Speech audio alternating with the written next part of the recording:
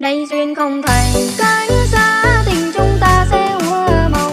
Em mong rằng là giấc mơ rồi ngày sẽ tan, nhưng qua đêm dài tiếng yêu cùng gió bay trắng quay về. Cô đơn này tháng năm theo mãi đời tôi. Kim duyên không thành cánh xa, tình chúng ta sẽ hoa màu.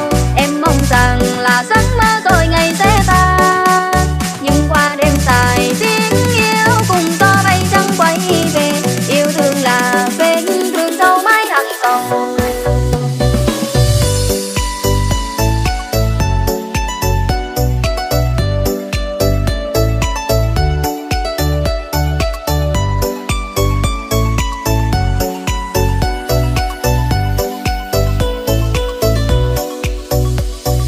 Ngàn nhớ thương trong em hôm nay dâng cao làm đau con tim.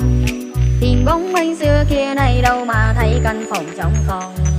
Chìm đắm trong hơi đắng men say, vô hồn ta lắm lối. Tìm một người đã đi mãi còn đâu. Kim duyên không thành cánh xa, giờ chúng ta trở nên xa lạ. Đôi mi sầu không cho cùng tình đã qua.